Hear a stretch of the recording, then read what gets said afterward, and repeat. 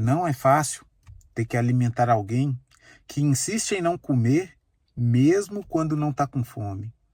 Não é fácil ter que ajudar na tarefa escolar uma pessoa que não está nem aí para aprender, não tem interesse nenhum em saber o que está acontecendo e entregar a lição para o dia seguinte.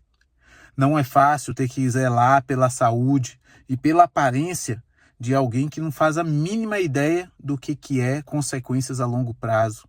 Porque muitas vezes o que os nossos filhos querem é só comer aquelas guloseimas ali o dia inteiro e nem escovar os dentes. Eles não fazem a mínima ideia do que vai acontecer depois se isso continuar. Por mais que a gente explique, às vezes está nevando e eles não querem vestir o agasalho. Mesmo sentindo frio, eles batem o pé e não querem usar.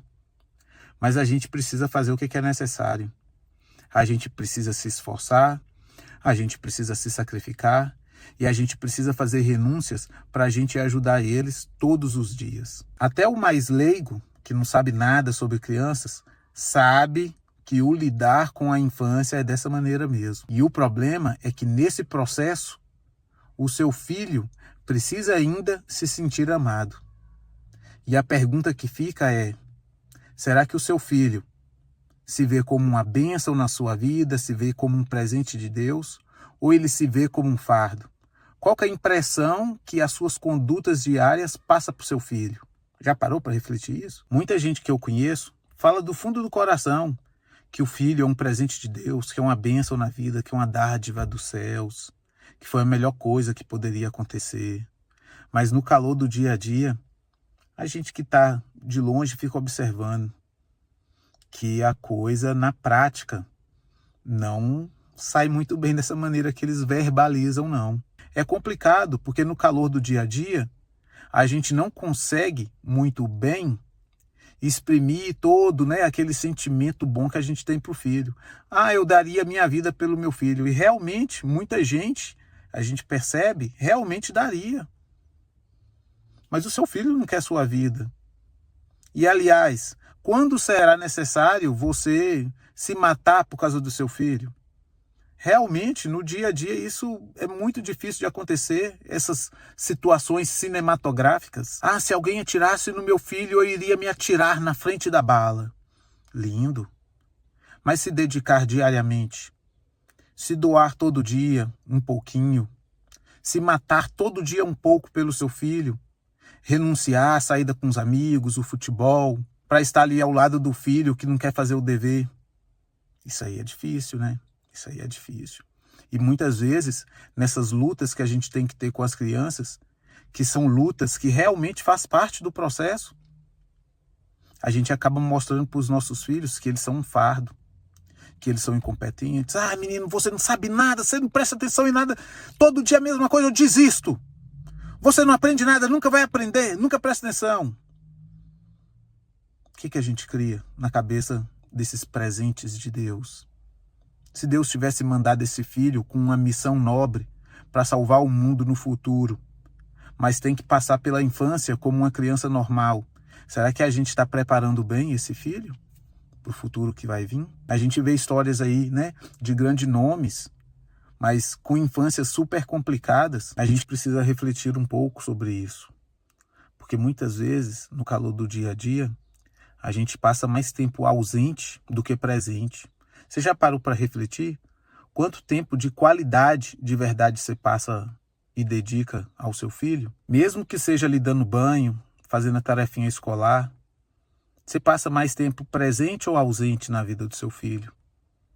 A gente precisa refletir sobre isso, porque muitas vezes o tempo passa e no calor do dia a dia a gente não consegue dar a devida atenção e o nosso filho vai tendo uma percepção totalmente diferente do que realmente a gente sente. Será que a gente não está só sendo um mero pagador de boleto? Um patrocinador?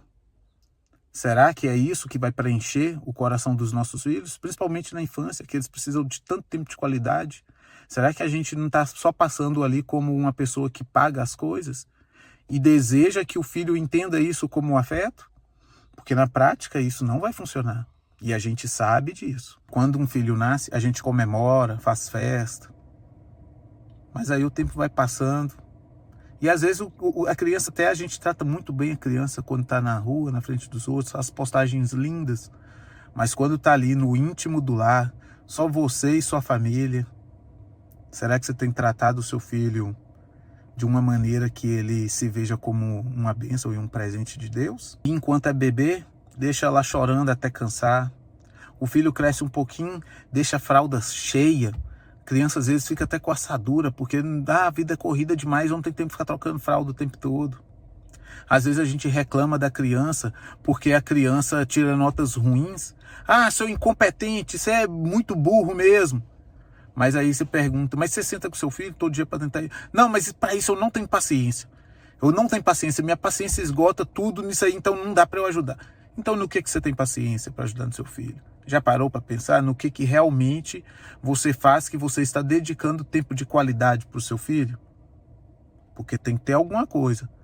Só dar presente não é oferecer um suprimento afetivo para a criança. Eu vejo isso o tempo inteiro. Toma esse brinquedo, vai brincar lá e me dá um pouco de sossego. Não, liga a televisão aí, fica aí sentado aí calado, porque eu não aguento mais barulho. Como você vai ter criança e não aguentar barulho? Não faz sentido essas falas. E é isso que a gente observa o tempo inteiro. Senta aí e fica quieto. Gente, que criança que vai sentar e ficar quieto o tempo inteiro? O cérebro da criança desenvolver, ela precisa do sensório motor. Ela precisa estar em atividade motora, agitada, correndo, pegando, subindo nas coisas. Ela precisa estar pegando, sentindo, colocando na boca. É assim que o cérebro desenvolve. Não tem como você proibir isso na criança e esperar que a criança fique quieta e desenvolva bem. Muita gente fala que antigamente o pessoal fazia isso e que mesmo assim não criou uma geração tão fraca como essa que a gente vê aí. Mas antigamente as famílias estavam juntas. Os filhos geralmente aprendiam com os pais ali os ofícios dos pais, o trabalho dos pais, e geralmente trabalhava até na mesma coisa dos pais. A família sempre estava junto. Depois o tempo foi passando, os pais tiveram que estar mais fora, né, por causa do mercado de trabalho que foi crescendo, mas sempre tinha alguém em casa, sempre tinha algum familiar junto, criando, sempre tinha um laço afetivo próximo da criança. Mas hoje em dia como é que é? As crianças desde pequenas já são negligenciadas, porque hoje em dia a gente nem percebe que está negligenciando. Às vezes a gente está ali ao lado, mas com a televisão ligada, a gente nem dá a devida atenção. A gente trabalha o dia inteiro e quando chega à noite em casa, toma o celular, fica aí no celular. É a primeira geração que a gente vai ver de verdade as crianças mesmo ao lado dos pais, trabalhando de home office, estando ali em casa o dia inteiro, mas a criança está sozinha, porque o pai está ali negligenciando ela por causa do aparelho celular. E a criança tem o seu desenvolvimento e a sua infância roubada, porque também é oferecido um celular para ela e ela só fica ali naquela tela e não se desenvolve. E perde a infância. Onde isso vai dar? É duro e é complicado ouvir e refletir sobre coisas assim. Mas a gente precisa fazer isso agora. Porque no calor do dia a dia a gente liga o modo piloto automático e nem percebe o que a gente está fazendo.